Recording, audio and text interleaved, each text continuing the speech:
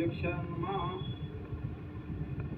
स्वे सारमुक्त ससा सम्यंच सव्रत भूतवा वाचम वदत्त भ्रतया। आज मैं आर्यवेद दर्शन पर जो वीडियो बनाऊंगा, जो ये रक्षाबंधन पर्व है क्यों मनाया जाता है और ये अनादिकाल से, तो इस पे एक चर्चा रहेगी। कई भाइयों के राखी बांधने आती हैं बहनें, तो भाई बहन का बड़ा प्यार और सम्मान करती हैं। तो आज मैं इससे पे ही चर्चा करूंगा कि भाई भाई में भी प्रेम होना चाहिए, बहन बहनों में भी प्रेम होना चाहिए। तो आज का पर्व मेरा वो वीडियो यही रहेगा। इसका शीर्षक है भाई बहनों का व्यवहार। राखी बंधन पर्व अनादिकाल से है, तो हमें ये विचार करना चाहिए ये पर्व क्यों मनाया जाता है। पूर्व तो देखिए, जो ये मंत्र था, ये अथर्ववेद का मंत्र बोला मैंने, तो इसमें आया है कि पुत्र का माता पिता के साथ तथा पति पत्नी के व्यवहार का चित्रण करके इस मंत्र में भाई बहनों के पारस्परिक प्रेम व्यवहार पर प्रकाश डाला गया है। भाई बहनों का व्यवहार कैसा हो, हमारा भाई बहनों का कैसा प्रेम होना चाहिए। फिर आया भ्राता भ्रातम, तो भाई भाई से द्वेष न करे और भाई भाई आपस में न लड़े। यह तो है वेद का संदेश। परंतु आज स्थिति क्या है, आज भाई कसाई बन रहा है। भाई कसाई क्या, भाई भाई को मार रहा है संपत्ति के पीछे। तो हम कितने पतन में जा रहे हैं। जो हमारा वैदिक अनादिकाल से जो वेद का ज्ञान था वो क्या उपदेश दे रहा है और आज हम कहाँ पहुँच गए। आज स्थिति यह है, न यारों में रही यारी, न भाइयों में वफादारी, न रिश्तेदारों में गमख्वारी। अजब यह दौर आया है, कहीं कोई प्रेम भाव है ही नहीं। तो और एक कवि ने तो बहुत परमात्मा से और प्रश्न कर दिया कि खुदाई में क्या हो रहा है कि भाई से भाई जुदा हो रहा है। कितना हम कहाँ चले गए वेद के सिद्धांत से। एक समय था जब भाई को भाई पर गर्व होता था, जब भाई को भुजा के समान मानता था और उस समय चार भाइयों वाला अपने चार भुजाओं वाला मानता था। परंतु आज भाई यह चाहता है कि मेरा और कोई भाई न हो, अन्यथा वह धन संपत्ति का भागीदारी बनेगा। भाई आज भाई के रक्त का प्यासा हो रहा है। दो गज भूमि के लिए एक दूसरे का और सिर उतारने के लिए तैयार हो रहे हैं। परस्पर लड़ना अच्छी बात नहीं है, ये वेद कहता है। तो देखिए वेद क्या कहता है, और आज हम दो चार गज जगह के लिए, तो यहाँ वेद कहता है कि आपस में लड़ने वाले मृत्यु का ग्रास बन जाते हैं। भाई जब दो लड़ेंगे तो एक तो मरेगा ही। लड़ो मत, प्रेम से रहो, आपस में द्वेष न करो। भाइयों के प्रेम का आदर्श श्री राम लक्ष्मण और भरत जी से सीखो। लीजिए रामायण के कुछ स्वर्णिम पृष्ठों पर अवलोकन कीजिए। श्री राम लक्ष्मण और सीता की वन में चले जाने पर जब भरत ननिहाल से वापस लौटे तो कैकेयी द्वारा उन्हें महाराज दशरथ के विघन और वायु के वन गमन का वृतांत सुनाया। जब सुनाया तो भरत को बहुत, जो सारी बातें जान गए, भरत को बहुत गुस्सा आया।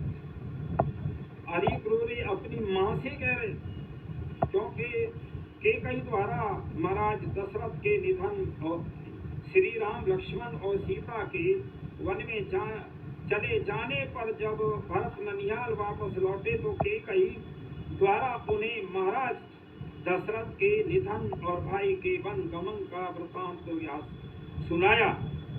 जब उन्हें मालूम हुआ तो भरत कहने लगे, अरे क्रूरे, तू राज्य चाहने वाली माता के रूप में मेरी शत्रु है।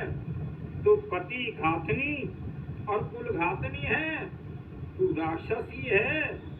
मैं राम लक्ष्मण को छोड़कर किसके बल पर राज्य करूंगा? हे घोर पाप करने वाली, जा तू नरक में पड़। अपनी माँ से भरत क्रोध में आके कह रहे, अरे दुष्टे, तू धर्म से पतित है। परमात्मा करे मैं मर जाऊं और तू मेरे लिए रोया करे। चाहे तू अग्नि में प्रविष्ट हो जा, वन में निकल जा, अथवा गले में रस्सी की फांसी लगा कर मर जा। मैं राम को राज देकर ही अपना कलंक और धोऊंगा। इस प्रकार बहुत विलाप कर रहे हैं भरत जब राम वन को चले गए।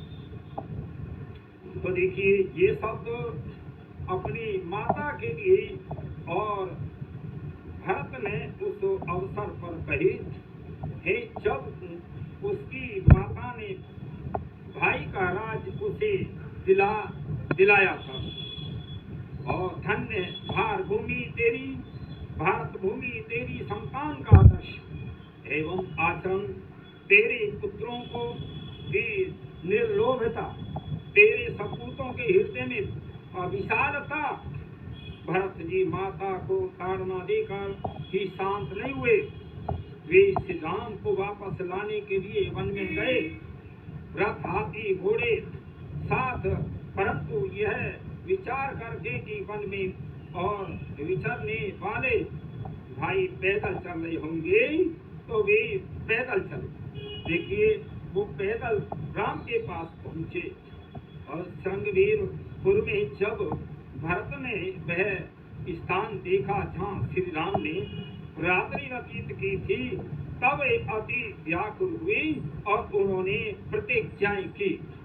तो देखिए, एक तरफ तो भाई भरत जो है मनाने के लिए और राम को जा रहे हैं, चारों भाई हैं ये, और दूसरी तरफ चार भाई औरंगजेब भी चार ही भाई थे।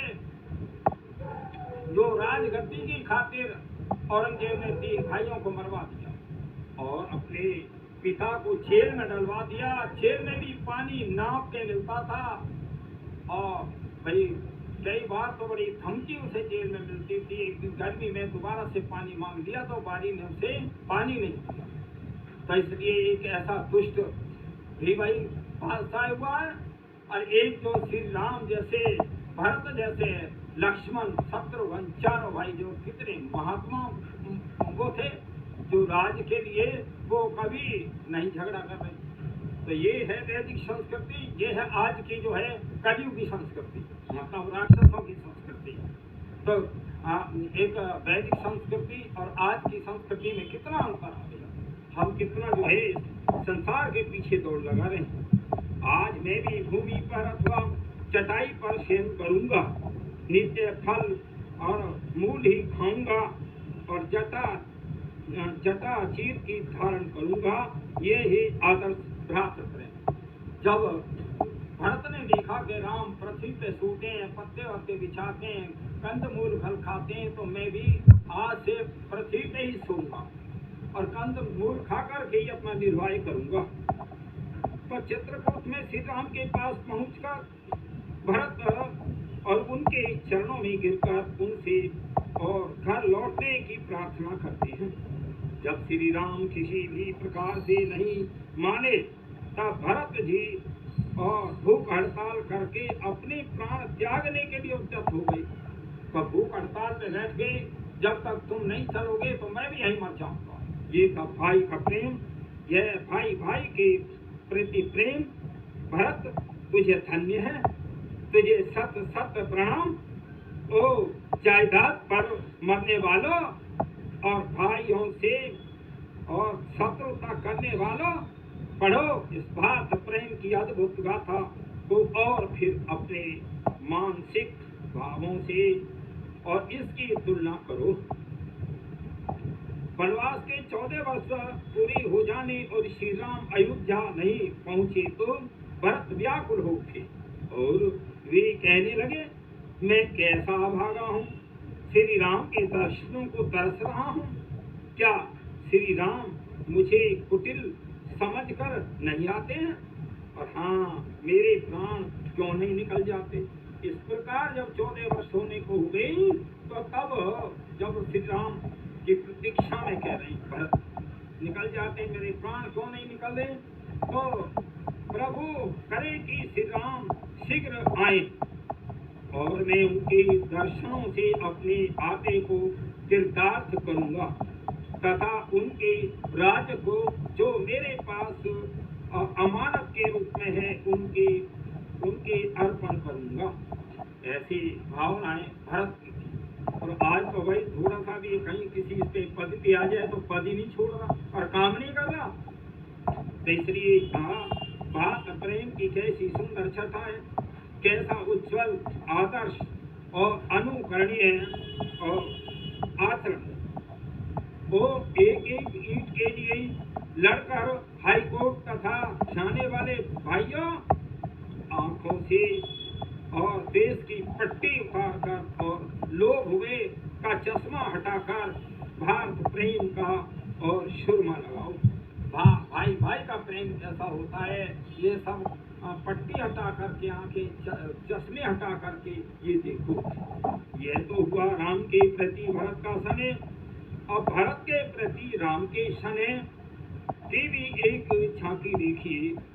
जब वन गमन के अवसर पर अयोध्यावासी भी राम के पीछे चलने लगे तब उन्हें संबोधित करते हुए श्री राम ने कहा, हे अयोध्यावासियों, तुम लोगों की जैसी प्रीति मुझ में है और जैसा आदर तुम लोग मेरा करते हो और मेरी प्रसन्नता के लिए इससे भी अधिक प्रीति और आदर तुम लोग भरत के प्रति प्रदर्शित करो। जब श्री राम वन को जा रहे थे तो अयोध्या के लोग सारे श्री राम के पीछे पीछे जा रहे थे। तो समय कहा राम ने, जैसी तुम्हारी मेरे साथ प्रीति है, प्रेम है और आप पैदल ही जा रहे हो, ऐसी प्रीति मेरे से भी ज्यादा प्रीति भरत में रखना। कभी उन्होंने द्वेष तो नहीं किया भरत से। तो ये है भाई भाई का प्रेम। भरत के समान ही लक्ष्मण जी का प्रेम भी अगाध था, जहाँ 2-3 घटनाएं प्रस्तुत हैं। जिस समय श्री राम माता कौशल्या से वन गमन की आज्ञा मांगने के लिए गए, उस समय लक्ष्मण ने कहा कि हे देवी, मैं सत्य की, धनुष की, तान और इष्ट की शब्द खाकर कहता हूँ कि सब प्रकार से श्री राम के अधीन हूँ।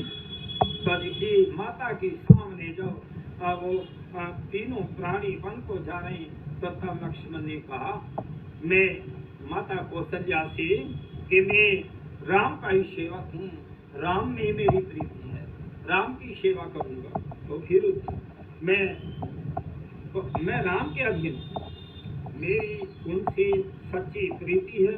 श्री राम जलती हुई अग्नि में अथवा वन में जहाँ भी प्रवेश करेंगे तो मुझे वहाँ पहले से ही बांध देंगे। यहाँ तक कहा अगर श्री राम के लिए कोई आपत्ति होगी, कहीं वन में भी चलेंगे तो पहले मैं चलूंगा। तो ये भाई भाई का प्रेम। जब श्री राम ने लक्ष्मण जी को अपने साथ ले जाने में असहय मती की, तो उन्होंने कहा, तो लक्ष्मण को ले जा नहीं रहे थे, तो उस समय कहा, हे भाई, आपको छोड़कर न मुझे स्वर्ग की कामना है और न मोक्ष और न संसार के अन्य ऐश्वर्य। ये है भाई भाई का प्रेम। तो वहाँ लक्ष्मण कह रहे हैं कि मैं आपको नहीं छोड़ सकता, मुझे स्वर्ग भी नहीं चाहिए, ना अयोध्या का राज्य चाहिए। भरत इस प्रकार कह रहे हैं, फिर वो लक्ष्मण जब राक्षस बंधन में राम और लक्ष्मण दोनों को पकड़ लिया तो उस समय लक्ष्मण ने श्री राम से कहा, एक करबद्ध नाम का राक्षस था और उन्होंने लक्ष्मण और राम को दोनों को कंधे पे बिठा दिया और समय कह रहा कि अगर तू भूखा है लक्ष्मण के ही लगा कि मुझे तू पहले खा ले। ये था भाई भाई का प्रेम। हे राम, आप इस राक्षस को मेरी बलि दें और अपने आपे को छुड़ा सुख पूर्वक चले जाइए। मुझे पूर्ण विश्वास है कि आप शीघ्र ही सीता को प्राप्त कर लेंगे और अपने पूर्वजों का राज्य प्राप्त कर और राज सिंहासन पर बैठकर मेरा स्मरण कर लिया करना। कह रहे हैं कि राम, तुम ये मेरी बलि राक्षस को दे दो और आप जो सीता जो उसमें राक्षस रावण चुरा के ले गए, सीता को जो आप प्राप्त करके और अयोध्या का राज करना। कितना भाई भाई का प्रेम था भाई, आज तो भाई भाई का शत्रु हो रहा। अब लक्ष्मण के प्रति श्री राम का प्रेम भी देख लीजिए। जब लक्ष्मण की रावण की शक्ति में घायल हो गए तो तब श्री राम विलाप करते हुए क्या कहे कि देशे देशे कलत्राणी देशे देशे और च बांधवा तम तो देशम चे पश्यामि यत्र भ्राता सहोदर। तो ये उसका रामायण का श्लोक है। तो उस समय कितने भाई जब लक्ष्मण बेहोश पड़े वन के अंदर और वो बड़े भाई विलाप कर रहे राम, तो राम कहते हैं कि प्रत्येक देश में स्त्रियां मिल जाएंगी, प्रत्येक देश में मित्र मिल जाएंगे, परंतु मुझे कोई ऐसा स्थान नहीं दिखाई देता कि जहाँ सहोदर भाई मिल जाए। तो स्त्रियां मिल जाएंगी पर कोई सहोदर भाई नहीं मिल सकता, ऐसा स्थान मुझे दिखाई नहीं दे रहा। ये था भातृ प्रेम। तो फिर ये भातृ प्रेम के आदर्श हमें भी अपने जीवन में आदर्श भ्रातृ भाव उत्पन्न करने का संदेश दे रहे हैं। आदर्शों को जीवन में घटाए बिना उन्नति संभव नहीं है। माँ स्वसहाय मुक्त सहसा बहन बहन से द्वेष न करे, भाइयों की भांति बहन भी आपस में न लड़े, ऐसे तो परस्पर प्रेम पूर्वक मिलजुल कर रहे और भाइयों की भांति बहनें भी लड़ती हैं, एक दूसरे से कलह ईर्ष्या द्वेष रखती है। भाई बहनें भी, बहनों में से कॉन्वेंट जो स्कूल है और उसमें पढ़ा वैसे तो कहते हैं कि हम पढ़ रहे हैं, हमने MA BA की डिग्री पढ़ ली है, लेकिन उनको आचरण में देखें, उनकी शिक्षा देखें तो अनपढ़ से नजर आते हैं। भारतीय संस्कृति की और वैदिक संस्कृति की तुलना करके देखो तब पता लगेगा कैसे पढ़ी है। और मुझे साधारण से स्कूल में डाल दिया तो दोनों बहनें कह रही हैं इसे तो बहुत बड़े कॉन्वेंट स्कूल में पढ़ाया और मुझे साधारण। इस प्रकार की लड़ाइयाँ होती हैं। नई वस्त्र और आभूषणों को लेकर ही वाग युद्ध आरंभ हो जाता है। कई बार बहनें भी लड़ती हैं, मुझे ये दिया, मुझे वो दिया, मेरी शादी ऐसे की, इसकी ऐसे की, पेश करती हैं।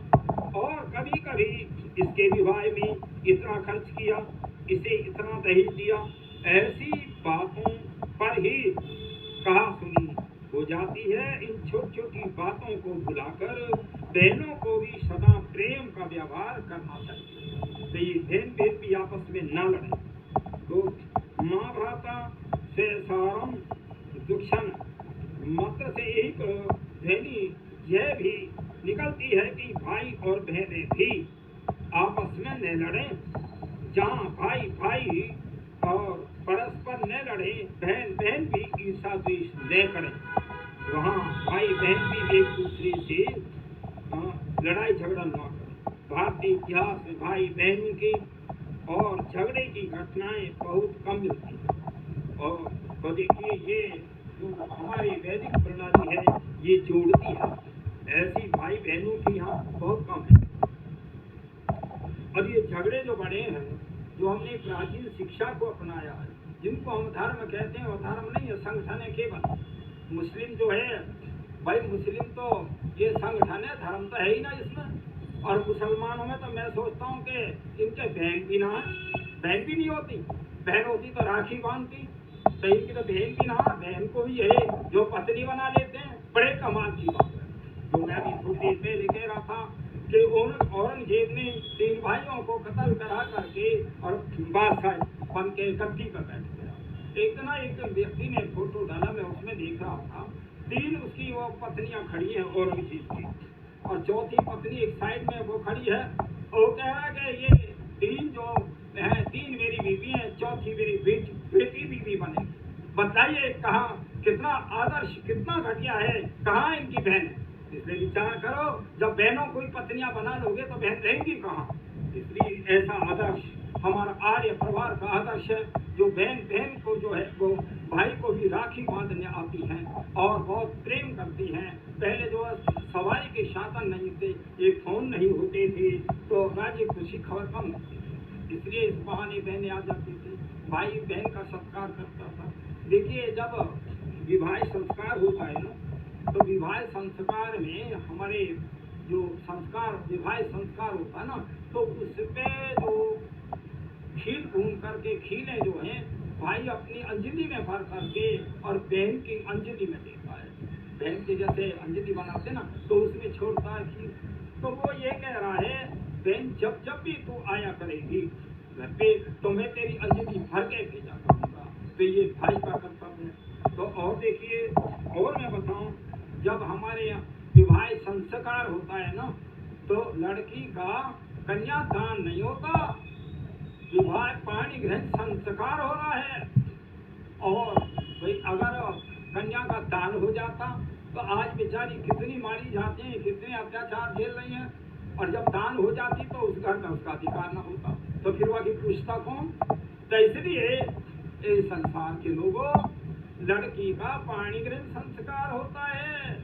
अभी जो है, जैसे आपने धान की रोपाई की है और एक चावल के दाने से हजारों चावल के दाने बनते हैं, इसी प्रकार लड़की जो है माता पिता के यहाँ जब पूर्ण स्वस्थ और नौजवान हो जाती है, तब उसकी रोपाई जो है दूसरे परिवार लड़के के साथ करते हैं, उसको बोलते हैं पाणी ग्रहण संस्कार। और जो दान है, दान करते हैं, सोना चांदी कपड़ा लत्ता जो भी है वो दान है। लेकिन ये लड़की दान नहीं होती है। वो जो कन्यादान होता है ना, वस्त्र आभूषण होता है। तो अगर लड़की का कन्यादान हो जाता ना, कन्या का, तो पिता के घर आने जाने का ये अधिकार न रहता। तो इसलिए विचार करो, हमारी वैदिक संस्कृति कितनी बढ़िया है, उसको अपनाओ।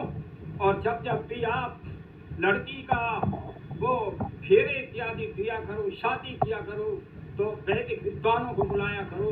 ये गुरुकुलों के शास्त्री बड़े विद्वान होते हैं कि एक शब्द को बहुत अच्छा बताते हैं। पर उस समय क्या है, दुनिया भर के ढोल और मंजूरे और वो तुम्हारा उस पर माला पे और उस पर इतनी वो जो है उसमें लगाते हैं। और ये फोटोग्राफर वाले तो मैंने देखे, इधर हो जा उधर हो जा, इधर चेहरा उधर चेहरा, ये इतना परेशान करते हैं। इनको तो छुट्टी करो और वैदिक विद्वान बुलाया करो, आर्यों को बुलाया करो, फिर देखो आपका विवाह कितना सुंदर बनेगा और लड़की या लड़का का कथा बताएगा। तो मैं अभी बता रहा था, तो देखिए आपस में न लड़े। भारतीय इतिहास में भाई बहनों का झगड़े की घटनाएं बहुत कम है।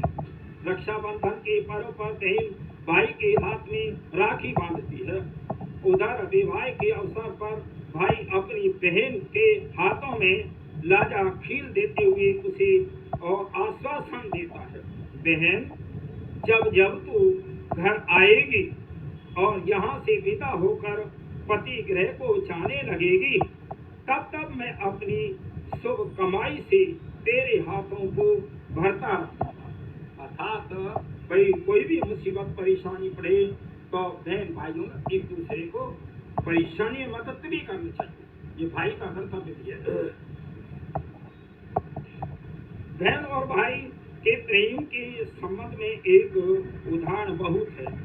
उदाहरण तो बहुत है वैसे, पर एक तो उदाहरण मैं बताता हूँ कि एक बार एक धर्म गुरु अपने शिष्यों को साथ लेकर एक पहाड़ी पर चढ़ रहे थे। तो जो गुरु अपने शिष्यों को लेकर चढ़ रहे, तो शरीर बलवान था, फिर भी पर्वत पर चढ़ते चढ़ते वे हाँफने लगे। तभी उन्होंने देखा कि एक 8-9 वर्ष की लड़की अपनी पीठ पर 3-4 वर्ष के बालक को बांधे हुए हंसती और मुस्कुराती हुई अपना मार्ग तय कर रही है। एक 8-9 साल की लड़की 3-4 साल के अपने भाई को पीठ पे बांध करके चढ़ती जा रही है, पहाड़ पर चढ़ रही है। तो वे पहाड़ की चोटी की ओर बढ़ती जा रही थी और उस बच्चे से कहती जा रही थी, गिराऊं तुझे गिराऊं, परंतु उसे गिरा नहीं रही। तो इस बालिका को इस रूप में देखकर धर्मगुरु ने सोचा, तू इतना बलवान है, तेरे वस्त्रों पर भार ही तेरे शिष्यों पर है और फिर भी तू हाँफ रहा है, परंतु यह लड़की अपनी पीठ पर बच्चे का भार उठाए हुए भी हंसती हुई और अपने लक्ष्य की ओर बढ़ रही है। तो उन्होंने लड़की से पूछा, तू इसे अपनी पीठ पर लाद कर चल रही है, तुझे भार वजन नहीं लग रहा? तो लड़की ने कहा, भार कैसा, वजन कैसा, यह तो वजन कैसा, यह कोई भार है, यह तो मेरा भाई है। यह है भारतीय और संस्कृति, बहन के लिए भाई भाई है, बोझा नहीं है। परस्पर प्रेम और स्नेह होने पर भाई बोझा नहीं लगता। इसके विपरीत हृदय की संकुचितता से जीवन में और कड़वाहट आती है। तो देखिए, एक तरफ जो साधु जा रहे थे, उन पे अपना जो लत्ता कपड़ा सामान था उसी में उन्हें परेशानी हो रही थी पहाड़ की चढ़ाई पे। और एक कन्या अपने भाई को पीठ पे बैठा कर इसके जा रही, 8-9 साल की लड़की 3-4 साल का बच्चा पीठ पे लादे जा रही है। तो इसलिए कितना भाई बहन का प्रेम है। देखिए, ये हमें ये जो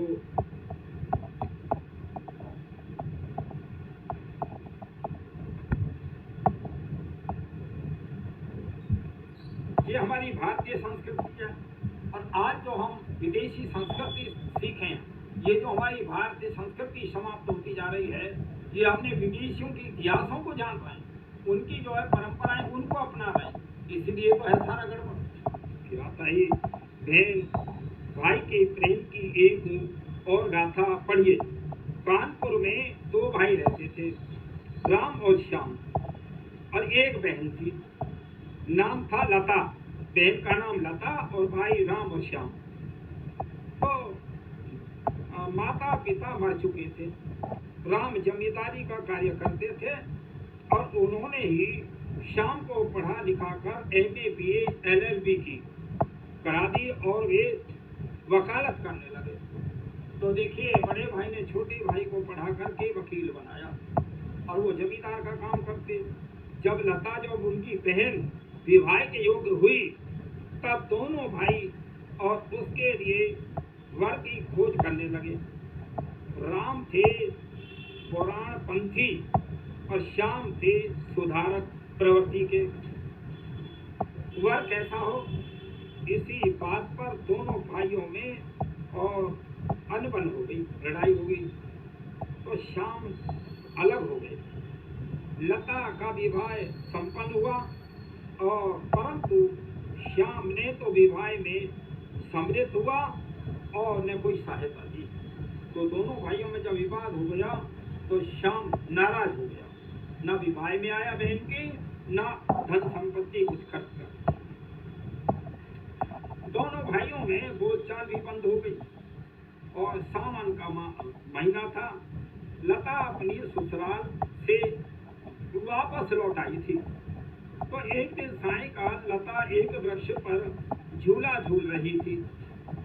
उसी समय श्याम बाबू भी उधर से निकले। उन्होंने सुना लता गा रही थी। लता जो है झूल रही थी झूले पे। पहले अब तो भाई देहात क्षेत्र में होंगे, यहाँ एनसीआर में तो पेड़ ही नहीं रहे, झूला वूला सब भूल गए।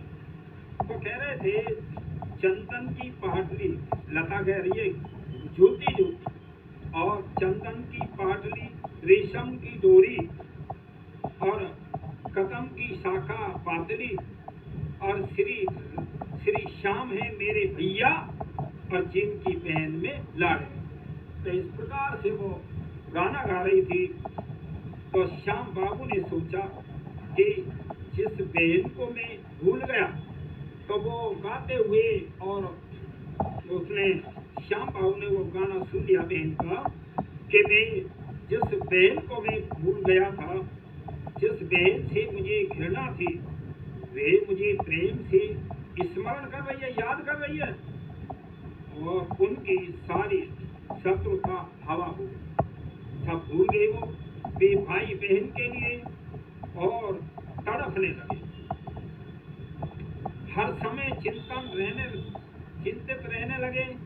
इस चिंता में ही उन्होंने खाट पकड़ दी। जो शाम था इस चिंता में कि बहुत एक कहते हैं ना, वो जब बहन की शादी में कुछ सहयोग न दिया बहन की, तो उसे एक कहते हैं ना कायरता सी आ गई, पश्चाताप हो रहा था। तो इस सोच में कि बहन तो कितना सोच रही है, वो गाना गा रही है और मेरा नाम ले रही है, और मैं उसकी शादी में भी ना गया। इसी चिंता में और शाम ने चारपाई पकड़ ली, बहुत बीमार हो गया। जब बहुत बीमार हो गया, एक सप्ताह पश्चात लता ने श्याम के रोगी होने का समाचार सुना। तो बड़े भाई की आज्ञा लेकर श्याम जी के घर पहुंची, और वहां उसने देखा कि पलंग पर भाई बेहोश पड़ा है, और डॉक्टर और उनकी पत्नी रमा से कह रहा है स्थिति निराशाजनक है, प्राण बचने का एक ही उपाय है, यदि 50 ग्राम खून रक्त इनके शरीर में प्रविष्ट कर दिया जाए तो सब ठीक हो सकता है। इस प्रकार से जो ये श्याम की पत्नी रमा थी, उससे वो डॉक्टर कह रहा। तो रमा ने कहा मेरी शरीर से रक्त निकाल दीजिए। डॉक्टर बोले एक तो तू आप गर्भवती है, दूसरे और दुबली पतली है, गर्भवती का रक्त लेना उचित नहीं है, नहीं आप भी बीमार हो सकती हैं और लेने के देने पड़ जाएंगे। अब लता ने आगे बढ़कर कहा मैं मोटी हूँ, मेरा रक्त ले लीजिए। देखिए बहन की कितनी बड़ा हौसला भाई के लिए था, और वो कह रही मैं मोटी हूँ, डॉक्टर साहब मेरे से खून ले लीजिए, रक्त ले लीजिए। डॉक्टर ने पूछा आपका परिचय, तो लता ने बताया कि वे वकील महोदय की छोटी बहन है। आप मोटी हैं, बहन हैं, सहजाती हैं, अतः आपका रक्त ठीक रहेगा। डॉक्टर ने कहा आप मोटी भी हैं और परिवार से मिली जुली भी हैं, तो आप देखो आपका रक्त ठीक रहेगा। इस प्रकार से तो जब डॉक्टर ने पूछा तो आपका परिचय बताया कि मैं छोटी बहन हूँ, आप मोटी हैं, बहन हैं, सहजाती हैं, अतः आपका रक्त ठीक रहेगा। डॉक्टर ने कहा रमा बोली आप रहने दीजिए। जो उसकी पत्नी थी ना श्याम की, रमा कहने लगी अभी आप रहने दो, ननद को कह रही है आप मत दो खून। तो रमा बोली आप रहने दीजिए, हम आपके विवाह में सम्मिलित नहीं हुए, आपके विवाह में हमने एक पैसा तक नहीं दिया, आपको हम लोगों से घृणा होगी। लता ने कहा बहन का यह आदर्श नहीं है कि वह किसी भूल के कारण अपने भाई से घृणा करे। तो भाई बहन का कितना प्यार है, बहन कितना चाहती है भाई को, और इसी राजी खुशी के लिए वो राखी का बंधन बांधने के लिए आती है और बड़े परिवार की राजी खुशी सब को जो है लेके जाती है। ये है बहन का प्रेम। तो भाई ने घृणा करे, भाई चाहे कैसा भी हो भाई है। डॉक्टर ने पूछा, आप प्रसन्नता से अपना रक्त दे रही हैं? लता ने कहा, निस्वार्थ भावना तथा हार्दिक प्रसन्नता के साथ। तो डॉक्टर ने कहा, वैसे हाथों का खून अच्छा होता है, परंतु इससे आपको कष्ट होगा, अतः आपके पैर का खून डाल दिया जाए। तो डॉक्टर ने कहा कि आप अपने पैर में से खून दे दीजिए भाई के लिए, आपको हाथ में कष्ट होगा। तो फिर आपके पैर का खून डाल दीजिए जाएगा। तो लता ने कहा, पैर का खून भाई के शरीर में? डॉक्टर बोले, तो फिर लता ने कहा, मेरे शरीर का खून निकाल कर और भाई के हृदय में डाल दो। डॉक्टर ने कहा, शाबाश, बलिहारी है इस त्याग की।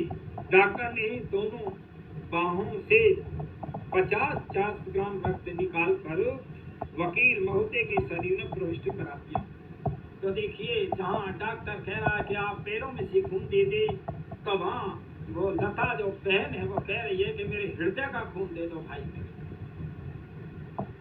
तो बहन की कितनी श्रद्धा भाई के प्रति होती है। एक सप्ताह में श्याम बाबू पूर्ण स्वस्थ हो गए।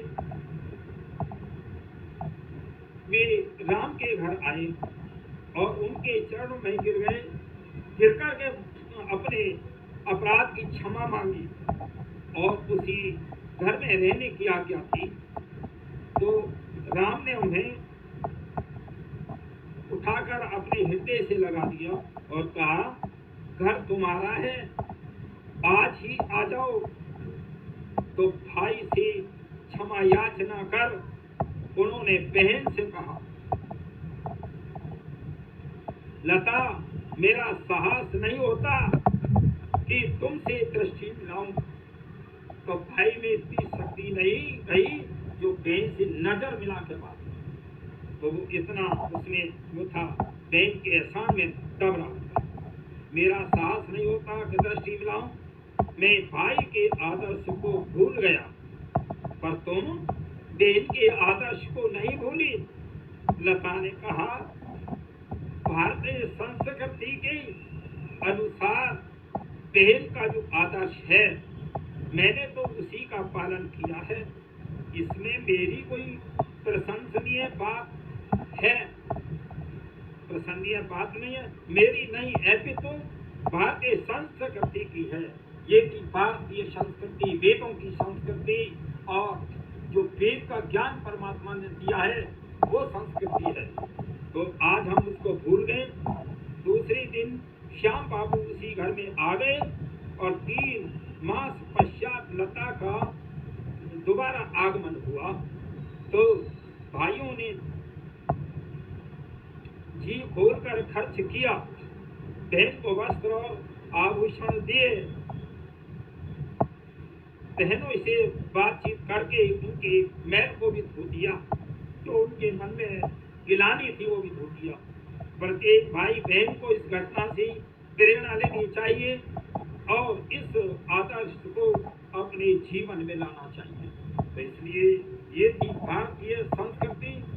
फिर तो गृह में सभी सदस्य प्रेम आदि गुणों से युक्त होकर एक चलने वाले बने।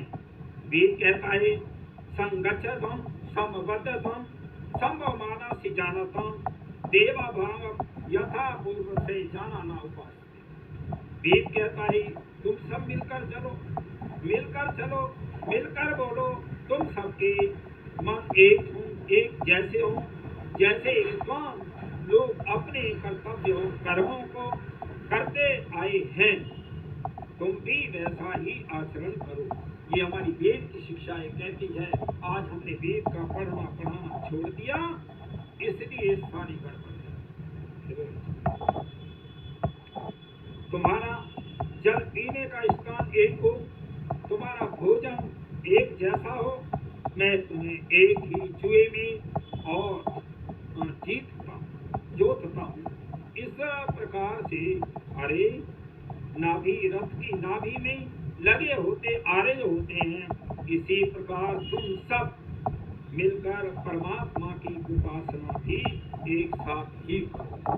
ये हमारा वेद कहता है हम तो एक विचार के हों और एक हों, हम जो एक साथ रहते हैं, एक साथ यज्ञ हवन करें, स्वाध्याय करें, सत्संग करें। बड़े बड़े देखिए गलतियां हैं काम। आज मंदिरों की कमी नहीं है, मस्जिदों की कमी नहीं है, गुरुद्वारों की कमी या जितने भी हैं, ये कहते तो हैं कि ये धर्म स्थान है। अरे जब धर्म की चर्चा ही नहीं होती तो काय के धर्म स्थान है, ये केवल संगठनों के स्थान है। मैं बताना चाहता हूँ, जितने मैं पहले भी कहा था, जब राम की मूर्ति पधारी जा रही थी तो विश्व में जितने भी मंदिर हैं उन सब मंदिरों में राम की मूर्ति रखवा, लेकिन राम की रामायण भी होनी चाहिए, गीता भी होनी चाहिए, चार वेद हों और भाई हमारे महर्षि मनु की नीतियाँ हों और महर्षि ध्यान के ग्रंथ हों, पढ़े लिखे विद्वान हों और उनमें जो है सारे उनकी चर्चाएं हों और उन्हीं की जो है व्याख्यान हो, सत्संग हो, हवन हो।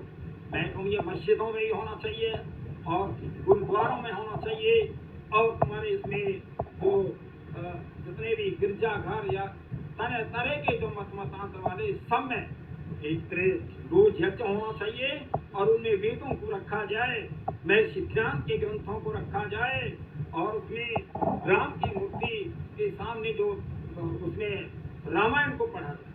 अरे राम राम तो कहते रहा, बड़े पूजा पाठ कर रहे हैं, इससे तुम्हारा भला हो रहा है। जब तक राम के आदर्शों को ना मानोगे, राम के आदर्शों पे ना चलोगे, बिल्कुल भी विजय प्राप्त नहीं होगी। ऐसा जैसे कहते ना भाई, जब मैं मिश्री कहता हूँ, क्या मेरा मुंह मीठा होगा? जब तक मैं मिश्री प्राप्त नहीं करूंगा तो मुंह मीठा नहीं होगा। ये संसार के लोगों, जब तक तुम महान ग्रंथों को नहीं पढ़ोगे, महान पुरुषों की ग्रंथों को ना पढ़ोगे, वेदों को ना पढ़ोगे जो ईश्वर करते वाणी है ईश्वर, तो तब तक तुम एक संगठित हो नहीं सकते, एक विचार में आ नहीं सकते। तो इसलिए हमें ये सब शिक्षा जो मिलेगी वो वेदों से मिलेगी। वेद पढ़ने छोड़ दिए तो यहाँ आया है तुम्हारा एक जल पीने का स्थान हो, तुम्हारा भोजन एक हो। तो यहाँ वेद कहता है क्या किसी से पक्षपात कर रहा है? वेद कोई छुआछात कह रहा है?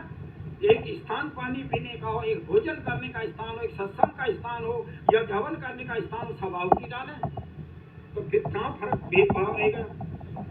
तुम सबका उद्देश्य एक हो, तुम सब मिलजुल कर चलो और घर में धर्म कर्म संबंध में सबकी धारणा एक हो, भावना एक हो, एक जैसी हो और अलग अलग न हो। सबकी रुचियां भिन्न होने से व्यवस्था बिगड़ रही है और कोई भी कार्य सुचारू रूप से नहीं हो पाता। तो इसलिए एक दूसरे के साथ मधुर एवं मीठा बोलो। आज जो झगड़े, इसी बात के तो झगड़े हैं। देखिए दो बात है, या तो सीधा साधा सारे संसार के लोगों तुम वेद की वाणी को अपना लो, वेदों को पढ़ो और उन्हें लागू कर दो। नहीं, एक ही बात कहता हूँ मैं, ये सारे झगड़े शांति आएगी नहीं। जितने भी हैं धर्म गुरु, सारे धर्म गुरु एक मंच पे आ जाएं और अपने जो बड़े बड़े उनमें जो विद्वान है ना, चाहे वो 1000 हो, कितने धर्म गुरु, और वो अपने अपने धर्मों की व्याख्याएं करें। भाई हमारा धर्म तो ये अच्छा है, मुस्लिम धर्म में ये बात है, ईसाई में ये, सिख में ये, हिंदुत्व में, सारे अपने अपने धर्मों की जो है वो अपनी अच्छाइयाँ बताएं। मैं ये बताना चाहता हूँ ये दुनिया वालों, और उसमें निर्णायक एक कमेटी हो, 10-5 लोगों की कमेटी हो और जो सबका हितकारी धर्म हो, सब हितकारी हो, उस धर्म को जो तुम लागू कर दो और उसको जो उसमें राजनीति में उसमें आचार विचार में डाल दो, दुनिया के झगड़े खत्म हो जाएंगे। एक संगठन में सारे दुनिया के लोग आ जाएंगे। ये तरह तरह के जो धर्म मत पंथ बना रखे हैं ना, ये तुम्हारे संगठन है, धर्म है ही नहीं। मैं बताना चाहता हूँ, अनादिकाल से जो वैदिक धर्म है उसको 1,96,08,53,हजार और 127 वर्ष। अब इसके बाद चलते मैं राम की चर्चाएं कर रहा हूँ। राम ने भी वेदों को पढ़ा था, ऐसा नहीं है। तो राम को हुए हैं 1,81,49,070 वर्ष। महाभारत काल को लगभग 52.5 वर्ष। उसके पश्चात में मूर्ति पूजा चली है ना, जहाँ हिंदू जो पूछता है, ये भी हिंदू भी जो है ना बुद्धिहीन हो रहा है। पत्थर पे तो खूब को टेकेगा, जो निराकार ईश्वर है उसका ध्यान ही नहीं करता। तो इसको 3300 वर्ष में जैन मत से चली है मूर्ति पूजा। और उसके पश्चात ईसाई मत 2026 वर्ष ही तो हुए, मुस्लिम मत 1450 वर्ष में, सिख मत 1450 वर्ष में, 550 वर्ष में। इसके पश्चात जो हिंदू नाम है ना 1000 वर्ष का है। इससे हिंदू नाम कहीं है ही नहीं, वेदों में कहीं हिंदू नाम नहीं आया। सनातन धर्म तो आता है, रोज तुम सनातन धर्म के जयकारे लगाते हो। सनातन धर्म तो वेद का धर्म ही तो सनातन है, जो अनादिकाल से है। यज्ञ करना है और वेदों को पढ़ना। तो इसलिए मैं कह रहा हूँ, मेरी जिह्वा के अग्रभाग पर माधुर्य हो, मेरी जिह्वा के मूल हृदय में मधु का छल्ला हो। हे माधुर्य, तू मेरे संकल्पों में बस जा। हे माधुर्य, तू मेरे चित्त में प्राप्त हो। तो हमें वाणी में मिठास होना चाहिए। फिर क्या लाभ है मीठा बोलने से? कि मधुर भाषण प्रिय वचनों से मनुष्य शक्तिशाली हाथी को और बाल से बांध सकता है। भाई बड़े बड़े शक्तिशालियों को वश में कर सकता है वाणी से। फिर अतः जो तुझसे लड़ने के लिए आए तो तू उसके साथ भी नम्रता एवं माधुर्य का व्यवहार करो, क्योंकि नर्म रेशम की नर्म रेशम तलवार ही नहीं काट सकती जो वाणी काट देगी। तो इसलिए घर में सुख शांति और आनंद के लिए परिवार के सभी सदस्यों के साथ मीठा बोलो, मधुर बोलो, सत्य बोलो, प्रिय बोलो, हित कर बोलो। तो इसलिए ये हमें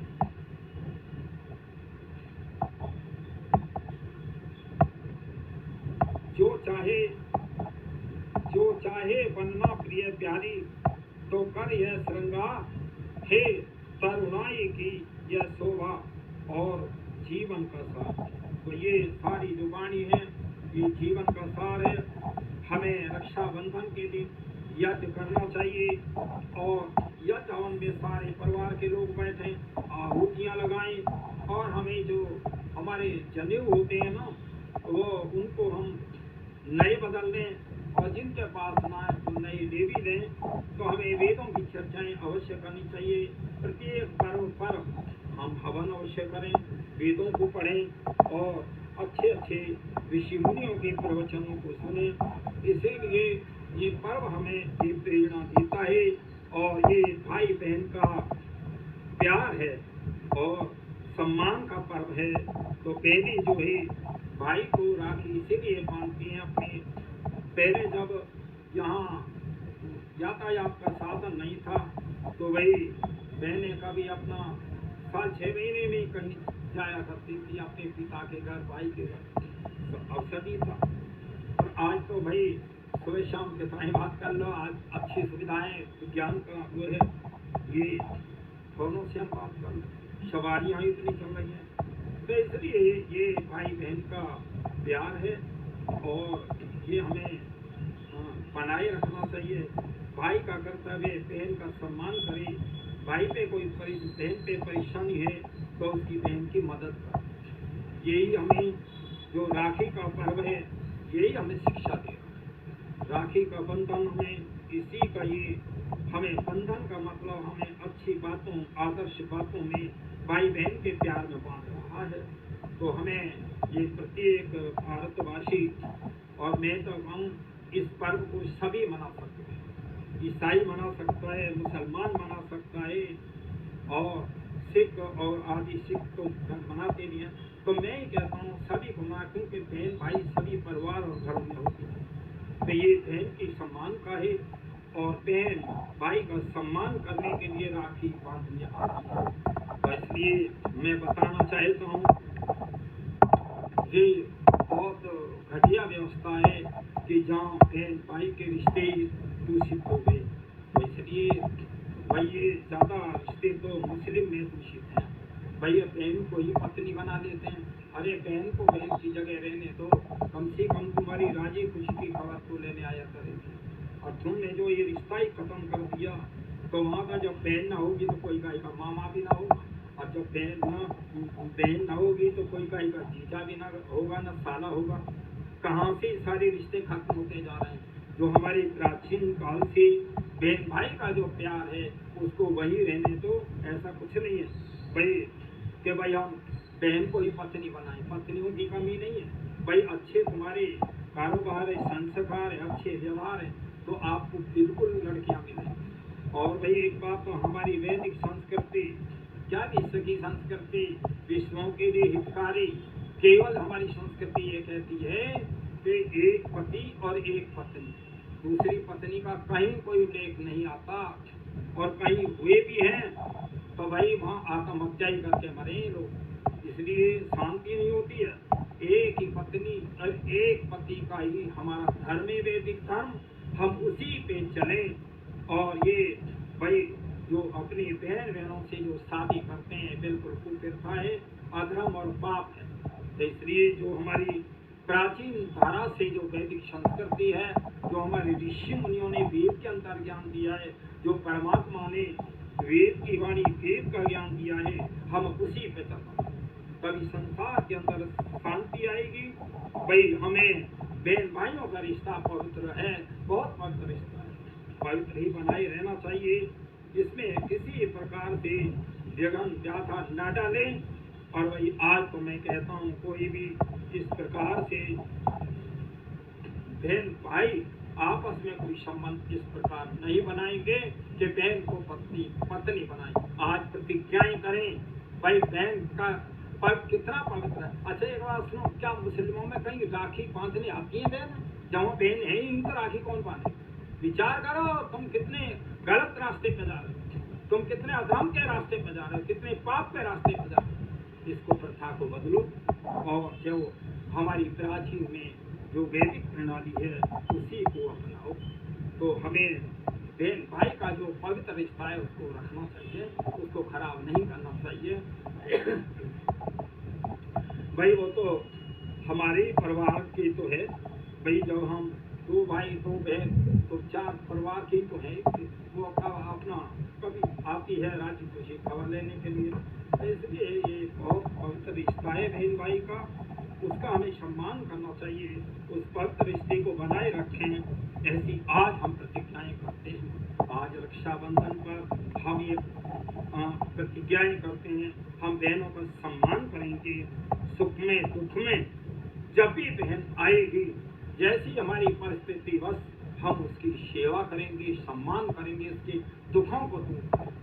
तो इसलिए देखिए, जब पाणी ग्रहण संस्कार होता है तो मैं भी बोल रहा था ना, पाणी ग्रहण संस्कार है, और ये दान नहीं होती, लड़की दान होती तो पिता के यहाँ आने का भी अधिकार नहीं होता। अगर आने का अधिकार ऐसे दान कर दी जाती तो कितना लड़ाई झगड़े होते, कितने और बढ़ते, कितने मुकदमे बढ़ते। तो इसलिए अब ये थोड़ा भय तो रहता है कि हाँ अगर परिवार है, इसके दो भाई हैं, एक भाई है, अगर तय गलत करा तो ये इसके भाई आ जाएंगे, और जहाँ ये सब संबंध ही खत्म हो गए तो बेचारी को कैसे ही करो। और वो भी ऐसा ही देखिए क्या है, मुस्लिमों में तो थोड़ी बहुत गलती सब में हो जाती है, ऐसा नहीं है। तलाक कहा और तो तलाक कर दिया, कहीं फौज नहीं कर दिया, तो विचार करो, ये हमारे रिश्ते ऐसे नहीं है। हमारा तलाक तो हमारी वैदिक संस्कृति में फेरे लेने के बाद में या तो एक दूसरा छोड़ के तभी जाएगा मृत्यु के बाद, नहीं मृत्यु पर्यंत हमारे संबंध होते हैं। हमारे में कभी कोई तलाक है ही नहीं, और वही बड़ी शर्म की बात है। बहुत सारी जो पढ़ी लिखी लड़कियां हैं मुस्लिम में से निकल गया है, मैं रोज फोटो में देखता हूँ, हिंदुओं से जो है विवाह कर रही है, वो दुखी है, वो परेशान है, वो बेचारी वो इसलिए छोड़ रही है। कोई हलाला एक पति पत्नी का ही तो धर्म है केवल, और वहाँ जो है हलाला करके कहीं मुल्ला मौलवी दुनिया भर के क्या क्या करते हैं वो मैं ज़्यादा उस विषय को नहीं जानता। तो ये धर्म नहीं है। पति पत्नी का तो धर्म एक का ही है, एक का ही रिश्ता है, ऐसा नहीं। एक ही पति पत्नी जो है बनते हैं, बाकी तो सारी जो जितनी महिलाएं हैं सब हमारी माता हैं, बहनें हैं, बेटियां हैं। उसको हम उस दृष्टि से देखें, उनकी आयु के हिसाब से देखें, बाकी हमें गलत दृष्टि से उनको नहीं देखें। जो हमारा धर्म है एक ही पति पत्नी का धर्म है, उसको हम निभाएं। और ये पर्व हमारा बहुत अच्छा है, हमें वैदिक संस्कृति में जोड़ता है, इन पे सब ध्यान करें। और जो मैं एक बात बताऊं, जो अच्छाइयाँ जिनको लगे उन बातों को ग्रहण किया करें। मैं वीडियो में ऐतिहासिक बातें कहता हूँ, वैदिक संस्कृति की बातें करता हूँ। मुझे किसी से न लोभ है, न लालच है, न पक्षपात है, मैं धर्म युक्त बातें करता हूँ। तो देखिए मेरी वीडियो है आर्य वेद दर्शन, मैं आर्य हूँ, वेद का दर्शन कराता हूँ। तो इसलिए ये बहुत महत्वपूर्ण वीडियो हैं, ज़्यादा से ज़्यादा सुना करें। अपने यार रिश्तेदार मित्रों को ये मेरी वीडियो ज़्यादा से ज़्यादा पहुँचाया करें। आज हालांकि मेरी करोड़ों सौ भी ज़्यादा लोग रोज़ सुनते हैं, इसलिए ये बहुत मैं अपने में भी बहुत प्रसन्नता की गर्व की बात करता हूँ कि परमात्मा की शक्ति, परमात्मा का आशीर्वाद मुझे मिल रहा है। तो देखिए मैं सभी विश्व के लोगों को कहता हूँ, जो हमारा ये पवित्र रिश्ता है भाई बहन का, वो रहना चाहिए। इसे बिगाड़ो मत, खराब मत करो। ये सोचो कितने दिन का जीवन है, आज की संस्कृति खराब होगी तो कल को आने वाले बच्चे उसी को ग्रहण करेंगे। इसे विचार करो। मैं सभी से और ये करवद प्रार्थना करता हूँ कि इन बच्चों को, मेरे वाणियों को सुन करके आप उन पर अमल करें। कई गलतियां हुई भूल बातों में छोड़ें और आगे हम वेद के मार्ग को अपनाएं। परमपिता परमात्मा से भी मैं ये प्रार्थना करता हूँ, हे प्रभु आप सबके कण कण में व्यापक हैं और आपकी सारी शक्ति से सारे प्राणी जीवित हैं, सारे प्राण शक्ति में लई है। हे प्रभु आप सभी में और ऐसी विचारधाराएं दें, वेद का ज्ञान दें, जिससे सभी का कल्याण हो। मैं इतना ही कह करके हे ओम सब, और मैं सभी को इस तरह मैं सभी को नमस्ते, मेरी सब प्रसन्नचित रहें और रक्षाबंधन की शुभकामनाएं बहन भाइयों के लिए। ओम सब।